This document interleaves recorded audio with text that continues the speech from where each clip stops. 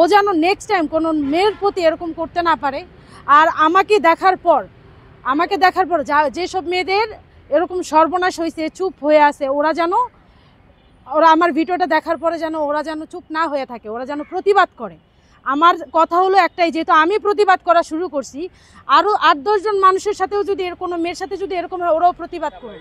দীর্ঘদিন রিলেশন করলেন, প্রেগনেন্ট হলেন, দুইবার আপনি বাচ্চা নষ্ট করলেন, এখন আপনি মামলা করার পরে আপনাকে বিয়ে করতে চান, আপনি এখন কি বিয়ে করবেন না মামলায় চালিয়ে?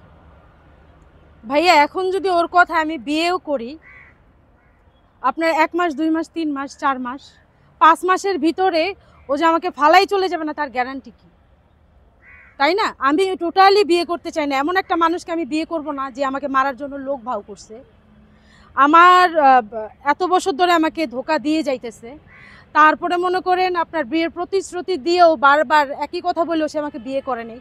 আজকে সে বিপদে পড়ে যখন দেখছি যে আমি অলরেডি মামলা দিয়ে দিছি, তখন আমাকে বলে বিয়ের কথা। তাই এগুলার মানে এগুলো সবাই বুঝে যে এটা কারণটা কি। কারণটা হইতেছে ও নিজেকে বাঁচার জন্য এখন আমাকে বিয়ে করবে। বিয়ে করার পর 5 মাস 6 মাস 7 মাস পরে একটা ইস্যু দেখাইয়া ও চলে যাবে। তখন কি করব? আমার পরের বার কিন্তু আমি এটা নিয়ে কোনো ঝামেলাও করতে পারবো না, তাই না? বলবে তুমি তো বিয়ে করছো, কোর্টে আসার পরে সবাই মিলে বিয়ে করাই দিছি। ওকে কখনোই আমি এখন বিয়ে করব না। আমি বরাবরের মতোই ওর সাজা চাইতেছি। আমি মামলাটা করছি এই সাজার জন্যই। আইনের আশ্রয় নেক, ও লড়ুক, মান সম্মান, আমার সব মান সম্মান চলে গেছে ভাই।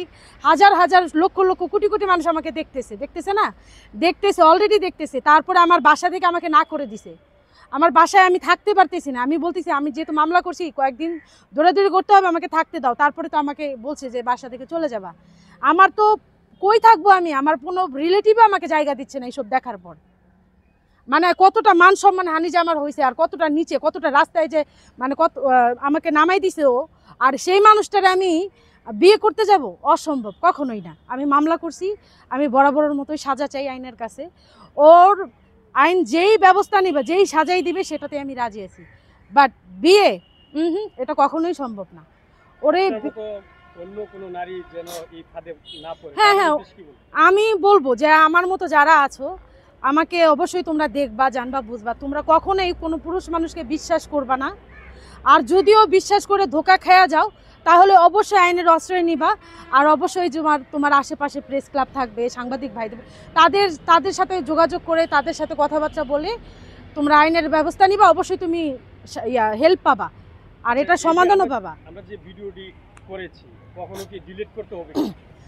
না, এটা কখনোই ডিলিট করতে হবে না। এর আগে একবার আমাকে ধোকা দিয়ে বলছে ডিলিট করানোর জন্য, আমি অনেক ভাইকে করাইছিও। কিন্তু নেক্সট টাইম আমি কখনোই কোনো ভাইকে বলবো না যে আমার ভিডিওগুলো ডিলিট করে দেন, কখনোই বলবো না। আমি নিজের ইচ্ছাই করছি, স্বেচ্ছাই করছি। আপনাদের কাছে আসছি হেল্পের জন্য।